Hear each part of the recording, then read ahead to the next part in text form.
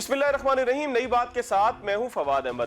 ناظرین، وفاقی بجٹ پیش ہوا، منظور ہوا، خوشی کے شادیانے بجائے گئے۔ حکومت کی جانب سے کہا گیا کہ یہ ریلیف کا بجٹ تھا، لیکن کاروباری سرگرمیاں مان نظر آتی ہیں۔ سٹاک مارکیٹ اٹھتی دکھائی نہیں دیتی، کاروبار چلتا دکھائی نہیں دیتا۔ عام آدمی کی زندگی تبدیل تو کیا ہونی تھی، اس میں کوئی رمق زندگی کی نظر آنا آہستہ آہستہ کم ہو رہی ہے۔ آخر معاملہ کیا ہے؟ کس طریقے سے ملک چلے گا؟ کس طریقے سے معیشت چلے گی؟ کیا معیشت چلے گی لیکن کچھ عرصے بعد چلے گی؟ کیسے چلے گی؟ کون چلائے گا؟ بات کریں گے آج کے پروگرام میں۔ ہمارے ساتھ موجود ہیں پروگرام کے پہلے حصے میں ڈاکٹر شاہد حسن صدیقی صاحب، انہی سے پوچھیں گے۔ ڈاکٹر صاحب بہت شکریہ آپ کے وقت کا۔ ڈاکٹر صاحب، ریلیف کا بجٹ تھا، بہت اچھا بجٹ تھا، بہت خوشی کی بات تھی، بہت اچھا پروگرام تھا۔ IMF پروگرام میں موجود ہوتے ہوئے کوئی ایسا کام نہیں ہوا کہ کوئی بڑے بڑے ٹیکس نہیں لگے، لیکن اس کے باوجود چیزیں چلتی دکھائی نہیں دیتی۔ آخر معاملہ ہے کیا؟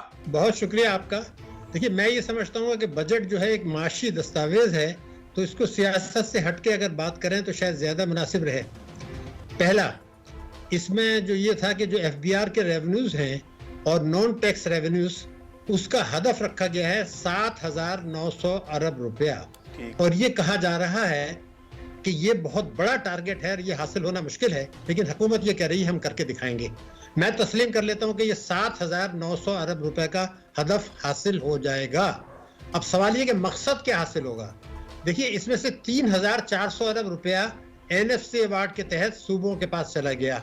وفاق کے پاس بجے 4,500 ارب روپیہ، وفاق کے پاس ٹوٹل یہ ریونیوز ہیں۔ تو جو سود دینا ہے اور جو دفاع ہے وہ بھی 4,500 ارب ہے۔ تو پورا جو ملک ہے، ترقیاتی اخراجات ہیں، تنخواہیں، تمام جو ملک ہے وہ کہاں سے چلے گا؟ بالکل قرضے پہ چلے گا، نجکاری پہ چلے گا، بجٹ خسارے پہ چلے گا، یا لیپا پوتی پہ چلے گا؟ منی بجٹ پہ چلے گا؟ ڈاکٹر صاحب اس طرح تو نہیں ہے۔ دیکھیے، میں نے تو جو بجٹ اپروو ہوا ہے اس کے اعداد و شمار آپ کی خدمت میں پیش کر دیے ہیں۔ اچھا ڈاکٹر صاحب، یہ تمام چیزیں ظاہر ہے کہ کوئی ایسی ڈھکی چھپی نہیں ہے، یہ کوئی ایسی انوکھی خبر یا یہ کوئی ایسی ایکسکلوزیو خبر نہیں ہے ہماری صحافتی زبان کے اندر کہ ہم کہیں کہ یار بجٹ میں یہ ساری چیزیں چھپا کے رکھی گئی تھی اور حکومت اچانک سرپرائز دے گی۔ یہ ساری چیزیں بجٹ بنانے والوں کو بھی پتہ ہے، یہ ساری چیزیں ہر معیشت دان کو پتہ ہے جو تھوڑا بہت بھی معیشت کو جانتا ہے۔ تو آخر حکومت کے آپ کو کیا لگتا ہے کس سوچ کے تحت اس بجٹ کو لایا؟ صرف ٹائم پاس کرنے کے لیے لائے گئے اس بجٹ کو؟ دیکھیے، میں تو جو آپ کو ایک دو اور فگر دے دیتا ہوں، تو جو آپ کے ناظرین پروگرام دیکھ رہے ہیں وہ خود سمجھ جائیں گے، آپ کو تو پتہ ہی ہوگا۔ دوسرا پوائنٹ یہ ہے کہ بجٹ میں بالکل بڑے شفاف الفاظ میں یہ کہا ہے کہ صوبے 570 ارب روپیہ فاضل دیں گے۔ مطلب یہ تھا کہ جو صوبوں کو پیسہ ہم دیں گے وہ پورا خرچ نہیں کریں گے، بلکہ 570 ارب روپے روک لیں گے تاکہ بجٹ خسارہ کم ہو۔ وہ اپروو ہو گیا۔ اب پنجاب، جہاں آپ کی اپنی حکومت ہے PTI کی، انہوں نے بھی اس پہ عمل نہیں کیا، اور KP نے بھی نہیں کیا۔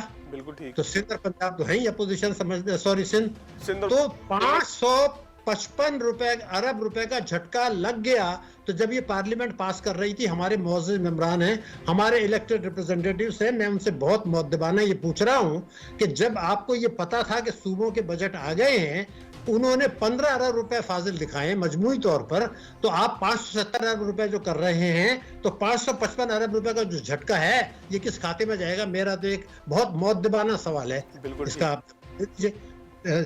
دوسری بات یہ ہو گئی کہ آپ نے اس میں یہ ہے، دیکھیے کہ ایک آدمی، ایک خاتون ہے بیچاری، ایک غریب آدمی ہے جس کے پاس جو ہے نا وہ 1 لاکھ روپے ہے، اس نے بچت اسکیموں میں لگا دیا، تو اس کی جو آمدنی ہوگی مثال کے طور پر 10,000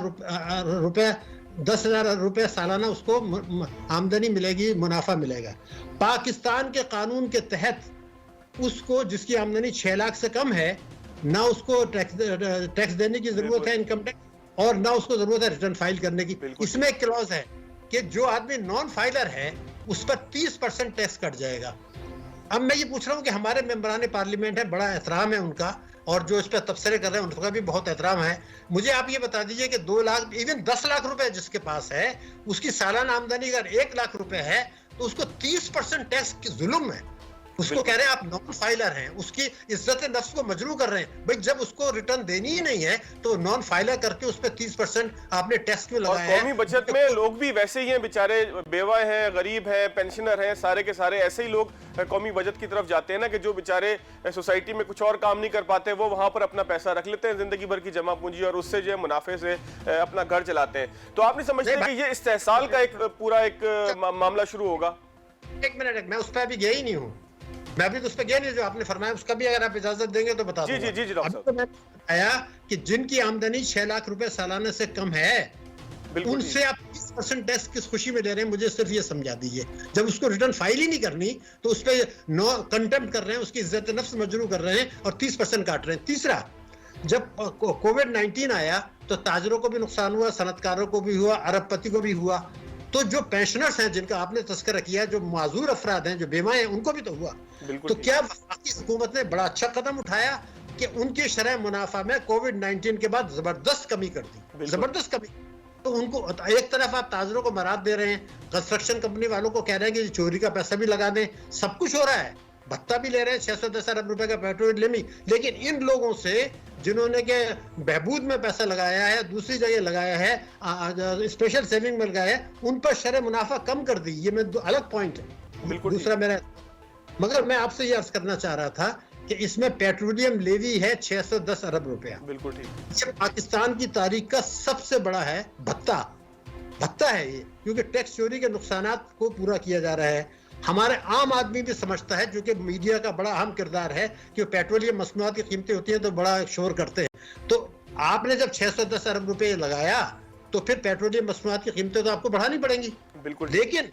لیکن شوکت ترین صاحب نے یہ کہا کہ اگر عالمی منڈی میں تیل کی قیمتیں کم ہوئی تو ہم پیٹرولیم لیوی بڑھا دیں گے, یعنی ان کو فائدہ نہیں پہنچائیں گے. واہ واہ, ماشاء اللہ, سبحان اللہ. لیکن آپ کو میں ایک اور بات بتا دوں عوام کے لیے, کہ پاکستان کا قانون یہ ہے کہ جب روپے کی قدر گرتی ہے یا عالمی منڈی میں تیل کی قیمتیں بڑھتی ہیں تو حکومت کا ٹیکس بھی بڑھ جاتا ہے. بالکل صحیح. یعنی ٹیکس نہیں ہے, مطلب پروپورشنل بڑھتا ہے وہ بھی اس کے ساتھ ساتھ ہی, جس طرح سے ریٹ بڑھے گا اس طریقے سے ٹیکس کی شرح بھی بڑھتے جائے گی. ایگزیکٹلی. تو 610 ارب روپے تو یہ ہو گیا ان کا بھتہ.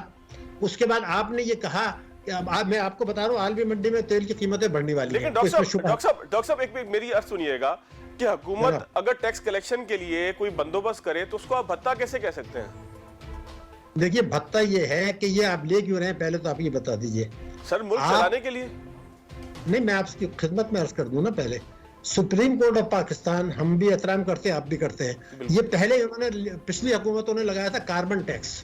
تو سپریم کورٹ نے یہ کہا کہ جی آپ کو اختیار نہیں ہے کاربن ٹیکس لگانے کا, یہ غیر قانونی ہے, ریجیکٹ کر دیا. انہوں نے اس کا نام رکھ دیا petroleum development levy. Supreme court نے کہا یہ بھی آپ کو اختیار نہیں لگا سکتے, غیر قانونی ہے. انہوں نے اس کا نام رکھ دیا پیٹرولیم لیوی تاکہ ٹیکس کی مد میں آ جائے. ہے تو یہ وہی کاربن ٹیکس. بالکل ٹھیک ہے. تو بھتہ اس لیے ہے کہ آپ ٹیکس چوری کے نقصانات پورا کر رہے ہیں, اور شوکت ترین صاحب نے یہ کہہ دیا کہ اگر عالمی منڈی میں تیل کی قیمتیں کم ہوئی تو پیٹرولیم لیوی بڑھا دیں گے. تو میں یعنی کہ ان کو کم نہیں ہونے دیں گے, اپنا جو کلیکشن ہے اس کو اسی طریقے سے رکھیں گے, چاہے عالمی منڈی میں 1 روپے کا تیل ہو جائے. تو انہوں نے کہہ دیا نا ہم بڑھائیں گے. بالکل ٹھیک ہے. اچھا ڈاکٹر صاحب, میں ایک چھوٹا سا بریک لے کے دوبارہ آپ کی طرف آ جاؤں اگر آپ کی اجازت ہو. میں نے آپ سے بہت اہم معاملہ پوچھنا ہے کہ ایف بی آر کے جو اختیارات ہیں گرفتاری کے, اس کو آپ کیسے دیکھتے ہیں؟ یہ کتنا قانونی ہے, کتنا قابل عمل ہے, اس کا جو پورا میکینزم بنایا گیا ہے, کیا یہ کسی کو تکلیف دینے کے لیے بنایا گیا ہے یا کسی کو نوازنے کے لیے بنایا گیا؟ آپ کا شاید بریک کے بعد ایک مرتبہ پھر خوش آمدید. ہمارے ساتھ موجود ہیں ڈاکٹر شاہد حسن صدیقی صاحب. بجٹ کے بعد اس کا امپیکٹ کیوں نہیں آ رہا, مارکیٹ چل کیوں نہیں رہی, حالات ٹھیک کیوں نہیں ہو رہے, اس پہ بات ہو رہی تھی. اور خاص طور پہ بجٹ کے اندر جو ایسی چھپی ہوئی چیزیں تھیں جس کو عام آدمی سے چھپایا گیا, جس کو اعداد و شمار کے گورکھ دھندے کے کارپیٹ کے نیچے دبایا گیا, اس کے حوالے سے ڈاکٹر صاحب اس کو ریویل کرنے کی کوشش کر رہے تھے. ڈاکٹر صاحب, ایک ایف بی آر کو اختیار دیا گیا ہے کہ ایف بی آر گرفتار کر سکتا ہے اگر ایک سرٹن اماؤنٹ ہے, اس کے بعد ایک کمیٹی میں رپورٹ پیش ہوگی جس میں وزیر خزانہ خود بھی ہوں گے, اور اس کے بعد جو ہے وہ ڈیسائیڈ ہوگا کہ اس کو گرفتار کر لیا جائے, اس نے ٹیکس چوری کیا ہے. اس میں برائی کیا ہے؟ اگر آپ اجازت دیں تو میں اس سے پہلے 2 جملے کسی اور چیز کی بول دوں تاکہ پچھلی بات مکمل ہو جائے. جی ڈاکٹر صاحب. دیکھیے, اسٹیٹ بینک نے مارچ 2020 سے جون 2020 تک جو شرح سود تھی اس کو 13.25 سے 7% کر دیا. یہ دنیا کی تاریخ میں سب سے بڑی کمی تھی اس وقت. تو اس کا نتیجہ یہ ہوا کہ جو بڑے بڑے قرضے دینے والے تھے ان کو زبردست فائدہ ہو گیا. لیکن اس کا نقصان کس کو پہنچا وہ آپ کو بتا دوں. اسٹیٹ بینک آف پاکستان نے بینکنگ کمپنیز آرڈیننس 26A کی کھلم کھلا خلاف ورزی کی. منسٹری آف فائنانس نے بینکنگ کمپنیز آرڈیننس 40A کی کھلم کھلا خلاف ورزی کی.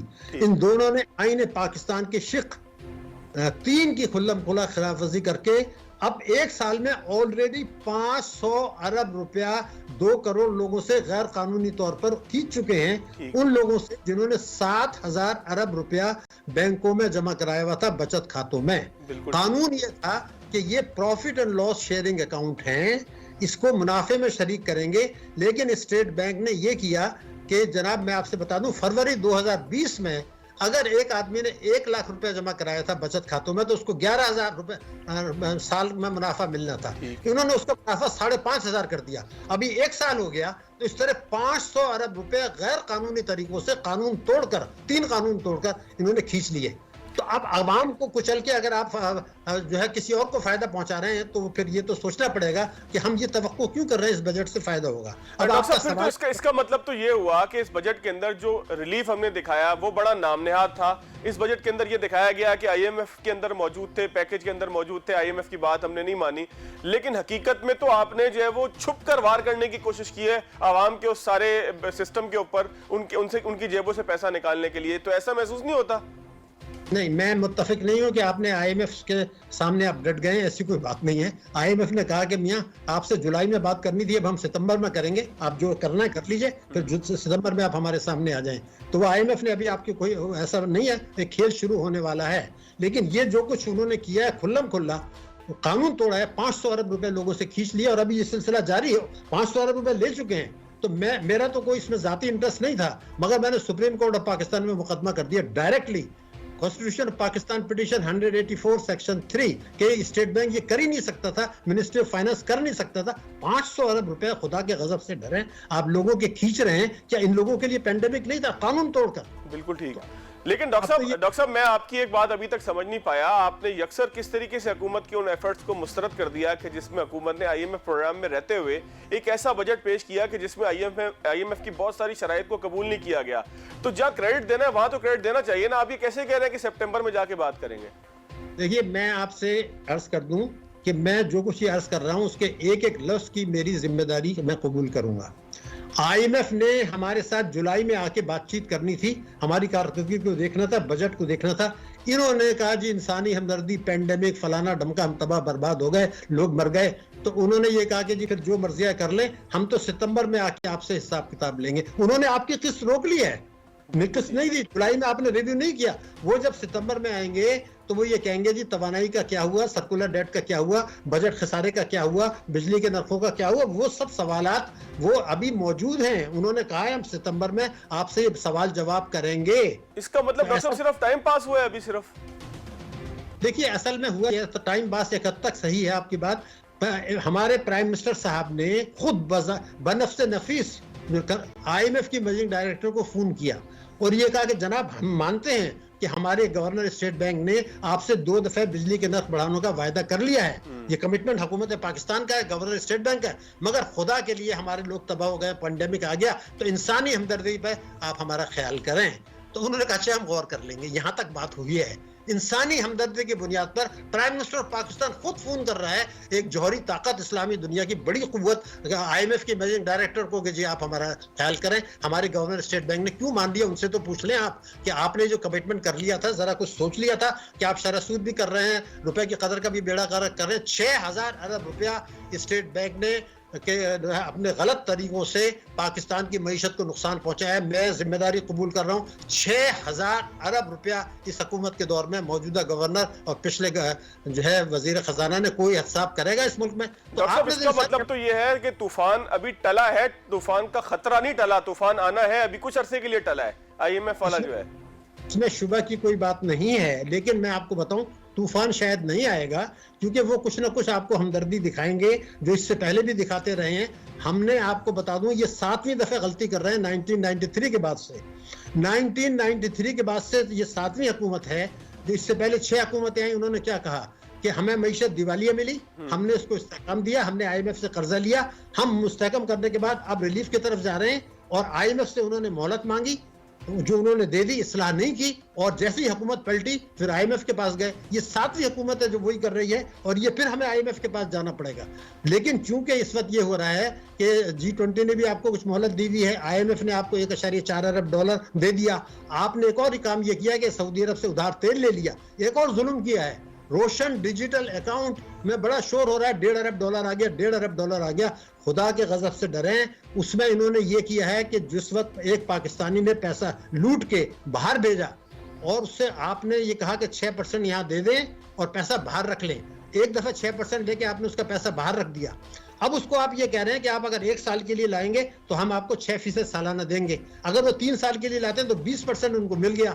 دنیا میں ½ ہے, تو جس نے 6% پہ چوری کا پیسہ آپ نے لوٹ کے باہر رکھایا تھا, اب اس کو آپ 3 سال میں 20% دے رہے ہیں. لیکن ڈاکٹر صاحب ریمیٹنس کو آپ کیسے لوٹ کا پیسہ کہہ سکتے ہیں؟ لوگ اپنے پیاروں کو پیسہ بھیج رہے ہیں, پیسہ رکھ رہے ہیں اپنا یہاں پہ پاکستان میں. میں نے ریمیٹنس کی تو بات ہی نہیں کی, میں نے روشن ڈیجیٹل اکاؤنٹ کی قانون بتایا ہے آپ کو. یہ آپ اسٹیٹ بینک کی ویب سائٹ دیکھیے, میں یہاں بات کر رہا ہوں, ڈرائنگ روم میں نہیں کر رہا. آپ اسٹیٹ بینک کی ویب سائٹ پہ چلے جائیں, اس میں یہ لکھا ہے کہ جو سمندر میں پاکستانیوں کے پاس پیسہ ہے وہ اگر پاکستان میں لائیں تو ان کو 1 سال میں جو ہے وہ 6.5% ملے گا, باہر ½ ہے, ٹھیک ہے. لیکن اس میں یہ بھی لکھا ہے کہ جو لوگ پاکستان میں ہیں اور جنہوں نے آپ پیسہ رکھ کے ڈکلیئر کر دیا ہے, یعنی ایمنسٹی میں ڈکلیئر کر دیا آپ نے, وہ بھی اس پیسے کو لا سکتے ہیں. تو آپ نے اگر 6.5% دے رہے ہیں تو اس کو پے بھی تو کرنا ہے نا. میں سمجھ گیا آپ کی بات. آپ یہ کہتے ہیں کہ یہاں سے جو پیسہ گیا ہوا ہے ایمنسٹی میں ڈکلیئر ہوا, لوٹا ہوا پیسہ تھا, ایمنسٹی میں ظاہر تبھی ڈکلیئر ہوا, لوٹا ہوا کہہ لیں یا نان ڈکلیئرڈ پیسہ کہہ لیں, اس کو کس طریقے سے 6% دیں. ڈاکٹر صاحب آخری 1 منٹ ہے, مجھے وہ FBR والے ایشو کا ذرا بتا دیجیے, وہ گرفتاری کا جو اختیار ہے اس میں تاجر کچھ تھوڑے سے بفرے پریشان نظر آتے ہیں. میں تو ایک سوال پوچھنا چاہتا ہوں حکومت سے. جب یہ 2019 کی ایک ٹیکس ایمنسٹی اسکیم آئی تھی تو اس میں قانون رکھا گیا تھا کہ جو لوگ اس ٹیکس ایمنسٹی سے فائدہ نہیں اٹھائیں گے ہم ان کے اثاثے ضبط کر لیں گے اور ان کو جیل بھیج دیا جائے گا. اس کے ایڈورٹائزمنٹ ایشو ہوئے تھے, اخباروں میں ایڈورٹائزمنٹ آئے تھے, قانون بنا تھا, اور میں نے حکومت کو بنا کے دیا تھا کہ جی اگر آپ جیل نہ بھیجیں, ان سے وصول کر لیں ان اثاثوں کی تفصیل جو ملک کے اندر موجود ہیں اور آپ کے علم میں ہیں, تو 900 ارب روپے مل سکتا ہے. بالکل ٹھیک. یہ قانون تھا, 900 ارب روپے مل سکتا تھا. اس کا ایک جملے میں آپ کو بتا دوں کہ اگر ایک آدمی نے 1 کروڑ روپے قومی بچت اسکیم میں لگایا ہے, ڈکلیئر کیا 25,000, تو آپ اس کا پیسہ روک کے ٹیکس لے لیں. آپ نے تو 900 ارب بھی نہیں لیا, کسی کو جیل بھی نہیں بھیجا. تو وہ قانون جب موجود تھا تو سب کو پتا تھا کہ اس پہ عمل نہیں ہونے والا. 1 سال سے زیادہ ہو گیا, کسی کو 1 روپے وصول نہیں کیا, 900 ارب روپے کے بجائے کسی کو جیل نہیں بھیجا. اب یہ ایک ڈرامہ کریٹ کر رہے ہیں تاکہ بہت سے جو غلط کاریاں ہیں اس کی اٹینشن ڈائیورٹ ہو سکے. بہت ساری چیزیں چھپی ہوئی ہیں جس کا اشارہ آپ بار بار اپنی گفتگو میں بھی کر رہے تھے. تو ہم اپنے ایشوز کو ڈائیورٹ کرتے ہیں بہت سوچ سمجھ کے, اس لیے کہ یہ جو اس سال ہمارا گزرا ہے پچھلا, اس میں بیشتر اشاریے نیچے گئے ہیں. میں آپ کو بتا رہا ہوں بیشتر اشاریے 18 سے نیچے چلے گئے ہیں. تو یہ جو صورتحال ہے, اور آپ کو IMF کے پاس دوبارہ جانا پڑے گا. ہمیں یہ بھی پتا ہے کہ 2075 تک 2075 تک میرے ملک کی فی کس آمدنی OECD ممالک تک نہیں پہنچے گی. پوری کیلکولیشن موجود ہے. تو ان خطرات کی باتیں کریں, آپس میں ڈسکس کریں, پلان بنائیں. ہمارے پاس IMF جو ہے, FATF جو ہے, وہ CPEC کو نقصان پہنچانا چاہ رہا ہے, پاکستان کی سالمیت کو نقصان پہنچا رہا ہے, ہماری سلامتی کو خطرہ ہے. وہ سارے ایشوز لے کے ہم یہ ڈرامے بازی کر رہے ہیں. بالکل ٹھیک ہے, بالکل ٹھیک ہے. ڈاکٹر صاحب ٹائم یہاں پر ختم ہوا. آپ کا بہت شکریہ. آپ کی بات اللہ کرے کہ درست نہ ہو, پاکستان یا حکومت پاکستان یہ ڈرامے بازی نہ کر رہی ہے, اور یہ حقیقی فگرز ہوں جو بجٹ کے اندر بیان کیے گئے ہیں, بجٹ کے اندر پیش کیے گئے ہیں, اس کو ٹائم گزارنے کی, وقت گزارنے کی پالیسی جو ہے وہ نہ بنایا جائے. ڈاکٹر صاحب کی جو ہے بات, ڈاکٹر صاحب کے ساتھ انتہائی معذرت کے ساتھ میری دعا ہے کہ ڈاکٹر صاحب کی بات غلط ہو. یہاں پر ایک بریک لیں گے, بریک کے بعد آگے چلیں گے.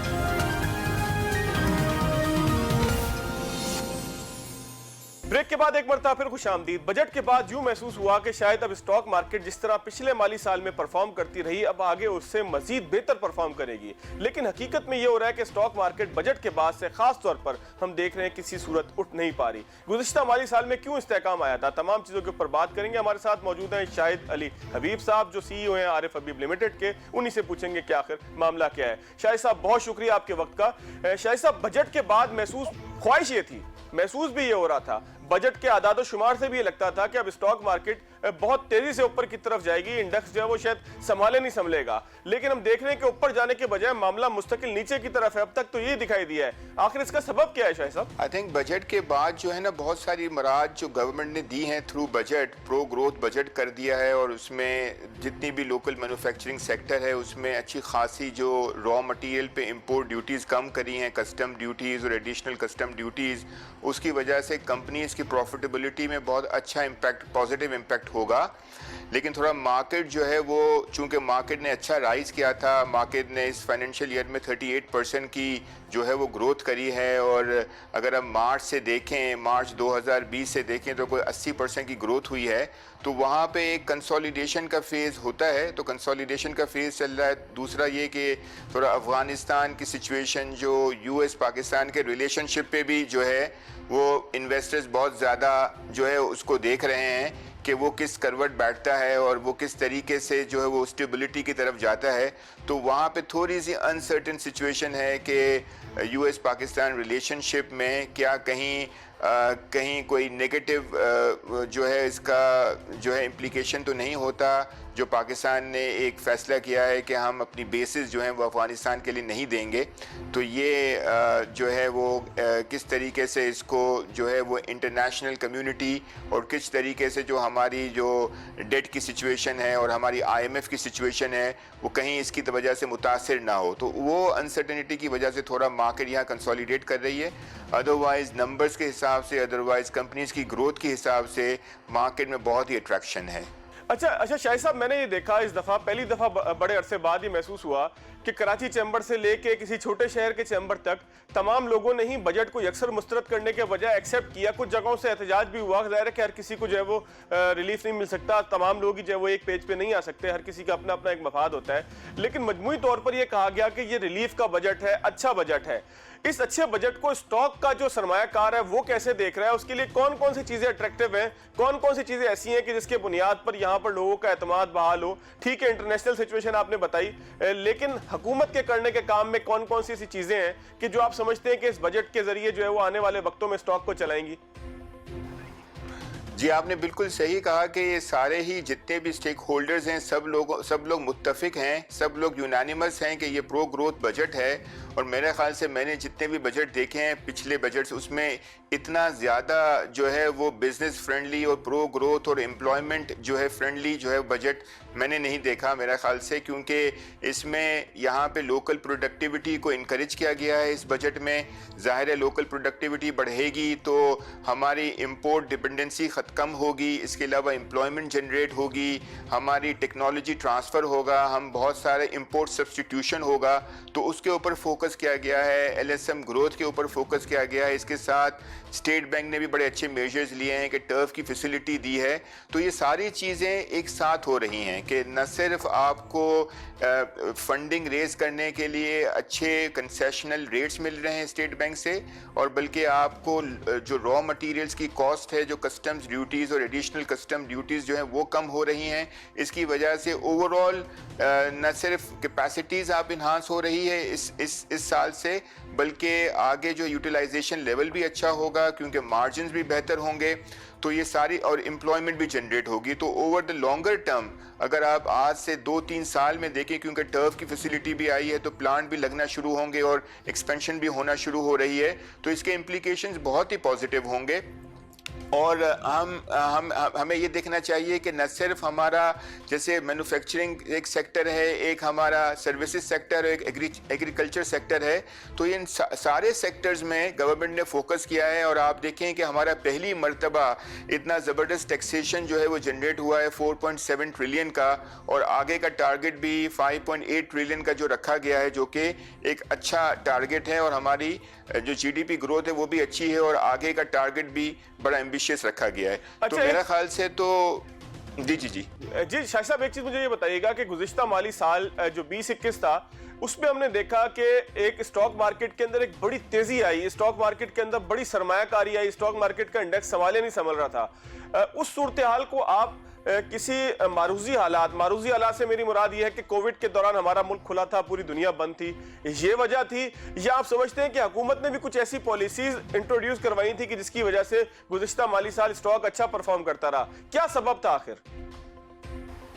आई थिंक सबसे इम्पोर्टेंट जो रीज़न था वो तो ये था ना कि हमारा जो इंटरेस्ट रेट जो है वो बहुत ही तेज़ी से कम किया गया, जो कि ज़ाहिर है कोविड के पीरियड में हमें पूरी दुनिया भर में इस तरह हुआ और हमने उसको फॉलो किया और अच्छे तरीके से फॉलो किया। आज तक पाकिस्तान की तारीख में मैंने नेगेटिव रियल इंटरेस्ट रेट नहीं देखा, तो ये पहली मर्तबा इन्फ्लेशन जो है थोड़ा ज़्यादा है लेकिन हमारा इंटरेस्ट रेट कम है। ऑल्दो अगर हमारा जो है जो हेडलाइन इन्फ्लेशन है वो कम है, लेकिन अगर हम देखा जाए तो हमारा नेगेटिव रियल इंटरेस्ट रेट पे हमने रखा इसलिए कि सपोर्ट किया जाए, लोकल प्रोडक्शन को सपोर्ट किया जाए और सारे जो मैन्युफैक्चरिंग सेक्टर है उसको सपोर्ट किया जाए, उसके लिए रखा गया। तो इसकी वजह से ओवरऑल टॉप लाइन सेल्स बढ़ी और इसके अलावा बॉटम लाइन भी जो प्रॉफिटेबिलिटी है वो भी इम्प्रूव हुई। तो ये जो इतना बड़ा चेंज था जो कि हम 13.25% के इंटरेस्ट रेट से हम 7% के इंटरेस्ट रेट का हमने बहुत ही छोटी पीरियड में हमने ये सफ़र तय किया, ठीक है ना। बिटवीन 3 to 4 months जो है हमारा ये इंटरेस्ट रेट इतना नीचे आया, इसने एक बहुत ही बड़ा इंपॉर्टेंट रोल प्ले किया। और लोग जो इन्वेस्टमेंट करते हैं वो फिक्स इनकम की जगह उन्होंने इक्विटीज को तरजीह देना शुरू करी, क्योंकि फिक्स इनकम की यील्ड्स कम हो गई और जो इक्विटीज के रिटर्न्स की पोटेंशियल जो है वो बढ़ गया, क्योंकि बॉटम लाइन और हर किसी की प्रॉफिटेबिलिटी बढ़ना शुरू हो गई। तो वो प्राइस एंडिंग मल्टीपल बहुत ही ज़्यादा अट्रैक्टिव होना शुरू हो गया। तो मुझे लगता है कि ये इसमें सबसे इम्पॉर्टेंट रोल मॉनेटरी पॉलिसी ने रोल प्ले किया है। इसके अलावा जो हमारी ग्रोथ हुई है, जो हमारी जीडीपी ग्रोथ हुई है, आप देखिए माइनस में थी 0.2%, 0.3%, अब हम 3.94%, इवन 4.25% तक या 4.5% तक हम एंड करेंगे इंशाल्लाह। जून जो है जिसका फाइनल नंबर अभी आएगा, जो कि प्रोविजनल नंबर 3.94% था, तो वो इतना ज़बरदस्त हमारा जीडीपी ग्रोथ हुआ, तो उसने एक बहुत बड़ा इंपॉर्टेंट रोल प्ले किया। तो across the board monetary policy, interest rate कम होना, टर्फ की फैसिलिटी देना जिसमें फिक्स रेट का इंटरेस्ट रेट 10 साल के लिए दिया जा रहा है, जो कि बहुत ही डिस्काउंटेड 1% इंटरेस्ट स्टेट बैंक का रेट और प्लस 4% जो है वो बैंक का रेट वो दिया गया। और इसके अलावा जो है वो जो अवेलेबल, अच्छा दूसरी बात ये कि जो इंश्योरेंस सेक्टर है और जो बैंकिंग सेक्टर है और जो म्यूचुअल फंड सेक्टर है, उनमें कन्वर्जन भी ठीक ठाक हुई है from date to fix to equities. तो अच्छी खासी इन्वेस्टमेंट जो है वो फिक्स इनकम से इक्विटीज की तरफ आई है। अच्छा शाहिद साहब, एक चीज और बताइएगा, कंक्लूड कीजिएगा कि हमारी स्टॉक मार्केट के अंदर हुकूमत की पॉलिसीज हो, स्टॉक की अपनी पॉलिसीज हो, सरमायाकारी का माहौल हो, इन तमाम चीजों के साथ साथ आखिर एक आम आदमी के लिए जो स्टॉक में इन्वेस्ट करना चाहता हो, एक फॉरेनर के लिए जो यहाँ पे इन्वेस्टमेंट करना चाहता हो पाकिस्तान की स्टॉक मार्केट में, ऐसे कौन से फीचर्स हैं कि जो लोगों को अट्रैक्ट कर सकें कि वो यहाँ से जो है वो पैसा बना सकें, यहाँ से कमा सकें? देखिए, स्टॉक मार्केट में नए इन्वेस्टर्स जो है ना, हम ये देख रहे हैं कि ये आईपीओस के थ्रू बहुत आ रहे हैं। आपने देखा होगा कि इस दफा जो FY21 का जो आईपीओ जुलाई से लेके जून एक आईपीओ आया हुआ था, वो कैन बनाने वाली कंपनी का भी बड़ा मैंने देखा तेजी से वो बिका है स्टॉक में। जी बिल्कुल, तकरीबन 8 आईपीओस जो हैं वो इस साल हुए हैं और ये अराउंड 20 बिलियन से ज़्यादा की कैपिटल रेजिंग हुई है पूरे फाइनेंशियल ईयर में, जो कि इस तरीके की capital raising through IPO Pakistan की कैपिटल मार्केट की तारीख में कभी भी नहीं हुई। और जो number of IPOs, number of companies की मैं बात करूं तो 8 कंपनीज जो हैं वो FY 2007 के बाद ये पहला सबसे हाईएस्ट नंबर ऑफ आईपीओस हुए हैं 2021 में। तो माशाल्लाह से जो इन्वेस्टर्स, जो नए इन्वेस्टर्स हैं वो आईपीओ के थ्रू आ सकते हैं। अच्छे आईपीओस आ रहे हैं, ठीक है ना, जिसमें अट्रैक्टिव प्राइस एंडिंग मल्टीपल पे नई कंपनीज आ रही हैं। ये एक तरीका कार हो सकता है कि नए इन्वेस्टर्स उसके थ्रू आएँ। दूसरा, नए इन्वेस्टर्स जो है वो म्यूचुअल फंड के, ये कह सकते हैं कि पाकिस्तान में कल्चर डेवलप हो रहा है स्टॉक के थ्रू इन्वेस्टमेंट लेने का या स्टॉक के अंदर इन्वेस्टमेंट्स का, इस तमाम सूरत-ए-हाल को देखते हुए, ट्रेंड को देखते हुए। बिल्कुल कल्चर डेवलप हो रहा है और इसमें SECP और स्टॉक एक्सचेंज ने भी बहुत ही इंपॉर्टेंट रोल प्ले किया है कि उन्होंने जो अकाउंट ओपनिंग का प्रोसेस और जो KYC के जो इश्यूज के ऊपर जो है बहुत ही अच्छा और बहुत ही यूज़र फ्रेंडली अप्रोच इन्होंने रखी है और उन्होंने प्रोसेस को बहुत ही शॉर्टन कर दिया है और बहुत ही इजी कर दिया है, जिसकी वजह से कोई भी डिजिटली भी अकाउंट खोल सकता है। तो without reaching out to the office of brokers they can open the account. तो इस तरीके से उन सब चीज़ों को डिजिटलाइज कर दिया गया है, तो कोई भी ऑफिस में बैठे हुए भी अपना अकाउंट खोल सकता है अगर वो अपने डॉक्यूमेंट्स को डिजिटली जो है वो सबमिट कर दे। तो ये SECP ने और स्टॉक एक्सचेंज ने बहुत सारे ऐसे स्टेप्स लिए हैं जिसकी वजह से नए इन्वेस्टर्स जो है वो आसानी से अकाउंट खोल सकते हैं और उनकी रिक्वायरमेंट्स जो है वो अच्छी खासी कम करी है। और अपॉर्चुनिटीज़ तो जाहिर है अपॉर्चुनिटीज़ मार्केट में है, म्यूचुअल फंड के थ्रू भी मार्केट में आया जा सकता है, वो भी एक एवेन्यू है। बहुत शुक्रिया शाहिद अली हबीब साहब। मैं बिल्कुल प्रोग्राम कंक्लूड करने का टाइम है, प्रोग्राम खत्म होने का वक्त है। आपका बहुत शुक्रिया, आपने बहुत अच्छे से एक्सप्लेन किया। नाज़रीन, अल्लाह ताला इस तमाम चीज़ों को, इस तमाम ज़बान को मुबारक करे कि जिसमें पाकिस्तान की तरक्की की बात हो, पाकिस्तान के आगे बढ़ने की बात हो, पाकिस्तान की खुशहाली की बात हो, क्योंकि यही खुशहाली आवाम की ज़िंदगियाँ भी तब्दील करेगी। आज के प्रोग्राम से इतना ही, अगले प्रोग्राम तक इजाज़त दीजिए।